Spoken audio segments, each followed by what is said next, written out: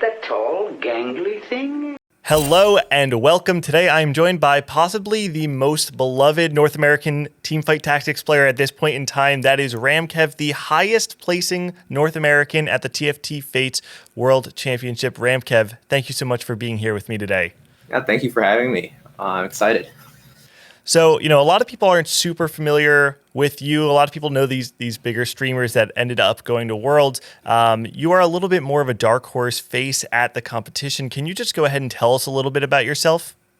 So I'm RamKev. I've been playing TFT since around mid-set 2, I would say, and been playing ever since. I've been challenger for the last like three sets, or not like full sets, but half sets, I would say. And then I also hit challenger in set 2. But I mostly play the game because I like playing the game. I think it's really fun. So. You had such an incredible run at Worlds, like I said before, placing third overall and being the highest placing North American at the event. Can you kind of walk me through what your preparation looked like leading up to the event and what your expectations were going into it? So I don't think I did anything too special compared to like how I usually play the game. I guess the main thing was, we had Stocks organized a whole bunch of in-houses between a lot of the world's reps. So I think that was probably the best prep that I got, just because you can get kind of used to how the other regions play. Everybody, I would say, like all of the regions have their own kind of tempo that they play at. How they decide to econ, how they play the early game. So that was probably the most useful thing for me. Outside of that, I didn't really have to change like my game plan or my play style or anything. So I just went with whatever, and then the tournament happened, and it went pretty well. Based on those in-houses, what were your expectations going into the tournament? Honestly, even based off of those in-houses, it was still kind of hard to say, just because obviously all of the players aren't really going to be trying 100% in them. But I was kind of interested to see like how the Chinese players play, how they ended up placing, because the way that the Chinese players play is very different, I would say, from most of the other regions. And they did have a lot of success during several of the in-houses, but I think the way that they play is in the types of lobbies that we had was a little bit coin flippy. So it ended up, because like you saw, like I don't think the Chinese players had too consistent of performance, but yeah. Yesterday I had DQA on, and he was actually talking about how, based on the in-houses, he had very high expectations for the Chinese. Were you surprised to see them not perform up to a lot of the general public's expectations at Worlds? Right. So for them, I would say like all of the players are, very versatile in the sense that like they're not one tricks, right? They know how to play comps properly. It's just that like how they decide to get to that point is very different from how a lot of us, like people in NA, people EU, how they decide to get there is very different from how they decide to do it. And so if it goes unpunished, then obviously it's gonna do very well, right? Because they'll end up with a lot of gold. They'll be able to play what they want. They'll have the items that they want. But if it does end up going punished, then it can kind of backfire. So in that sense, yeah, I think that's exactly what ended up happening. I think the one player I would say didn't really have. I'm not sure what exactly happened for Hua Mi, but I went back and watched one of his games. I don't think that was like a playstyle thing, because he was playing reroll Trist, and he rolled like 100 gold or like 90 gold for one Trist. I saw that one, and it was so sad to watch. Yeah, that was crazy. He because he actually held all his gold until like 4-1, right? And like had like a crazy roll down. It was some wild stuff for sure. One thing I would wonder is like maybe he could have rolled earlier because when you get later in the game to the point where you have that much gold, maybe people have already sold off some of the one cost units that they were using, and that might have increased the odds of or like decrease the odds of finding Triss. But yeah, in general, like something that like that happening is just kind of unlucky. Something I wanted to address is that even though a lot of people had very high expectations for North America at Worlds, when you talk to people, there were a lot of people talking about DQA. There were a lot of people talking about Sox in particular. Some people were talking about KurmX, but it did feel like in terms of the predictions, the general public, you were kind of left out of the conversation a lot of the times. And it kind of built this dark horse narrative around you. And actually, it probably was still kind of there for regional finals. How did you feel about having this dark horse narrative? Did you just want some credit going into Worlds? Like I think at this point I'm kind of used to it. I bet, you could go to even first day of regionals and just go down the line, right? First day of regionals, second day of regionals, third day of regionals, fourth day of regionals, first day of Worlds, second day of Worlds, third day of Worlds, right? The vast majority of people probably didn't have me hitting out first day of regionals. The vast majority of people probably would not have predicted me second day of regionals, and you just go down the line, right? And that's I would probably attribute that to the fact that like I have never ever hit rank 1 on ladder. I've never been close. I think I've never been like even rank 5 before. But like the reason for that is not because I'm not a good player. And like, there were some Reddit threads that were just saying like, this guy had a lucky day. And then I had like one interview and it's like, he's kind of smack talking when he probably, lucked into Worlds, right? But like, obviously the results speak for themselves. There's a very big difference between how you perform on ladder. I mean, obviously there's some correlation, but like how you perform on ladder versus how you actually, like how much you know about the game, how you play the game. Those are two very separate things. What is it about the way that you played that you think actually enabled you to perform so well at Worlds?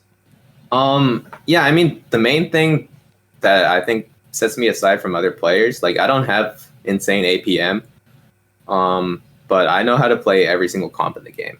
And I know how to play every single comp in the game, I would say better than 99.999% of TFT players, right? So like, if you can do that, then you're never going to not hit, right? Or at least for the most part. Because one, you can swap to any uncontested build that you want to. Two, you can look in the early game and say like, okay, this is the proper point where I can play X comp, Y comp, and a lot of people are not going to be able to do that because, if you're familiar with, 4 or 5 comps, then you'd be like, okay, I'll based off these items, I'll kind of, plan ahead for the future, try to play this comp, that comp, right? But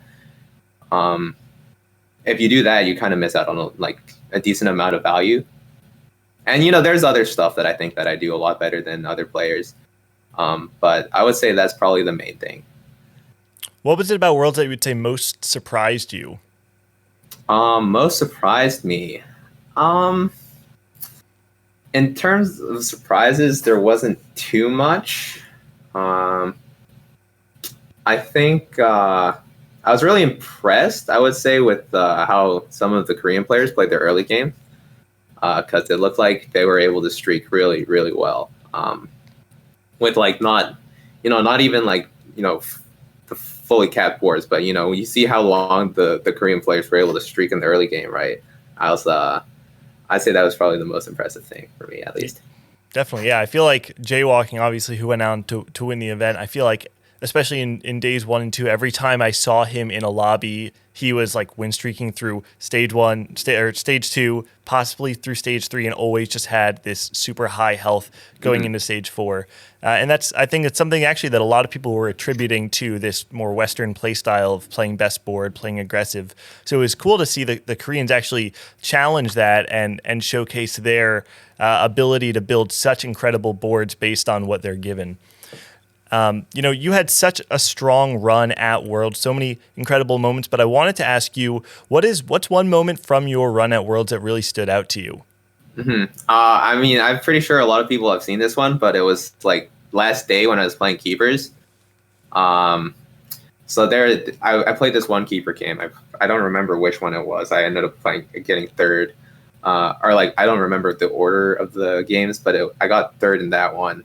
But it was a really rough spot. Basically, I was lowest health in the lobby. I had Cannon 2 with one rod on it. So I needed a GA component. So obviously, with the lowest health in the lobby, I got first pick off of Carousel. And I got a Zaya, right? But it had the GA component that I needed, right? So if I wanted to make GA, I was going to have to sell Zaya. So at that moment, I was just praying, give me the lucky lantern drop, give me one remover, and this game is free, right? And so that's exactly what happened. Like right after that, I got the lucky lantern plus the remover, and then right after that, I got chosen Cannon 3 at level 7, and it was like, oh my god. I remember that. And I believe you were contested as well, right? Well, I think Raza was also trying to play keepers that game. Mm-hmm. Yeah, that was because I remember the casters didn't actually have you on broadcast at the time, but you can see you sitting at 40 health at 4-3. The next stage, you just see a Cannon 3 pop up, and then like you mentioned, work your way into a top 4 out of that spot. What an incredible memory. Yeah. People were talking a lot about different regional strength going into Worlds. A lot of people pointed to Europe and said that Europe is the best region. They have the most spots. They're going to win. Europe ended up having 3 representatives in the final 8. North America had the best average placement of all the major regions, and Korea, despite having the fewest amount of representation from the major regions, won the event. So there's arguments to be made about all 3 regions. Which region would you say actually is strongest at this point in time? I would say it's hard to say. I think all of the regions, the 3 that you listed, are very close in terms of skill. I do think that the top 2 Korean players that made it into the final 8 are really, really good players, exceptionally good. But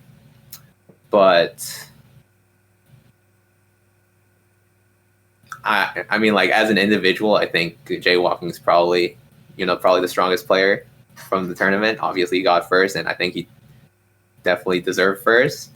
So if we're just listing, the top of the regions and where the top is in comparison, I would say probably Korea, just because they won the event. Sure. Yeah. But obviously, if you're not just talking about where the highest one individual for the entire group is, then I would probably have a difficult time differentiating between everyone there. Yeah, I think that's a super fair opinion to have. And honestly, actually, that's almost the same exact answer that DQA said yesterday when I asked him. He basically said, everyone's really close, but Jaywalking is probably the best player in the world, or at least had the best showing at Worlds. Mm-hmm, mm-hmm. So before we're kind of talking about people not really giving you too much credit, there is one thing that I think people were definitely giving you credit for during the event, and that was your personality and your reactions on stream. I know I was watching the event with a friend of mine who's not super into TFT, and he loved watching you every time you came on broadcast. There was one moment in particular that I remember where you're counting down the Dragon Soul auto attacks that your Aurelion Soul has until the Dragon Soul procs, mm-hmm. And then you win the round and kind of react a little bit. How much of that is actually just your real personality, and how much was that you were just trying to put on a good show for Worlds? Oh, I mean, when I was playing Worlds, I didn't care that I was on camera. So that's 100% just my reaction. It's obviously going to be a bit exaggerated just because, it's Worlds. So, you kind of have a little bit more emotion and behind everything, because everything matters a little bit more. But honestly, I love playing TFT so much that it's just kind of reflex, right? Every round you win, every extra unit that you kill is just I think something to get excited about. Is there any chance we're going to be seeing more RamKev streams in the future? Oh yeah, I mean I've streamed plenty of times, so Okay. Yeah, it's definitely something to look out every for. day usually, at least for a few hours. So, the Set 5 information was released today. They had an article, and there's a bunch of gameplay being posted on YouTube right now. Have you looked into Set 5 at all? Do you have any first thoughts? Yeah, I looked into Set 5. I think the new mechanic, like the shadow items, are going to be really interesting. Because, like, well, one, it's, like, going to be a lot of information to take in, right? Like, you just take all of the items and times 2, and you have to remember all those, like, little nuances. But I think I didn't look too much into it. I do know they, like, changed item drops so that you have a little bit more agency in that, which is going to be fun. I think it's going to be interesting when you have a little bit more control over, like, the items that you end up getting. Because right now it's kind of just, you could have some comp in mind, right? And suddenly, you get 2 of a different type of item that you just don't need in your comp. And, it's just like, what am I going to do from this point? So it's going to be nice having that kind of stuff. And I really like the theme that they came up with, like the good versus evil, and then with the God King units. I think it's really exciting. Do you have any plans for Set 5 and for competitive TFT? Can we expect to keep seeing you showing up at these tournaments? Yeah. I'm going to try my best. So normally when Set starts, I would say I'm like one of the slower people to like ramp up and like hit high rank. And the reason I would say that is mostly because I personally just hate spamming builds, especially if somebody tells me that it's OP.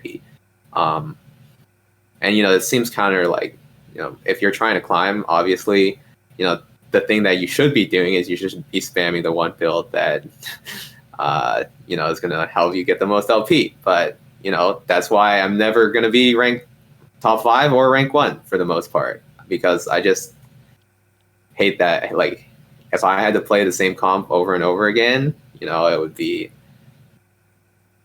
too boring for me. So, but later on you can expect that I'll probably be competing in tournaments. So I'm going to try my best to hopefully play more tournaments and hopefully do well. But it'll take a while to ramp up, I would say, because I like to learn all of the comps and all of the units within the set. And that I'm also kind of slow at reading things, so I might not know all of this information even like 4 patches in. I might not know it, but definitely down the line I'll probably know what all of the champion abilities are by then. Either way, I'm excited to see you play even more. I know actually during the World's broadcast, there was a moment where Grand Vice on stream talks about some game he played against you where you had a chosen 3-star Twisted Fate with Dragon Soul spat and Elderwood spat or something crazy like that. Yeah. Okay, yeah. So I hope that whatever you find in Set 5 that works for you, show it on stream, bring it to tournament. I want to see more of it for sure. But RamKev, that's actually all I have for you. Is there anything that you want to shout out before we go? Yeah, I mean, shout outs to everybody that was rooting for me. Honestly, Worlds was a great experience. It had its ups and downs, some of the production stuff, etc. But overall, I thought, I just had so much fun playing in the event. And then, shout outs to the people that watched my stream. Shout outs to all my friends that supported me. Shout outs to you for having me here. But it's a great experience. Go and play TFT. It's probably the most fun game you'll ever play. I agree. And again, thank you so much, RamKev, for being here. For all of you guys watching, thanks for watching all the way through this interview. For more content, coverage, and interviews, make sure to subscribe, and I will see you guys later.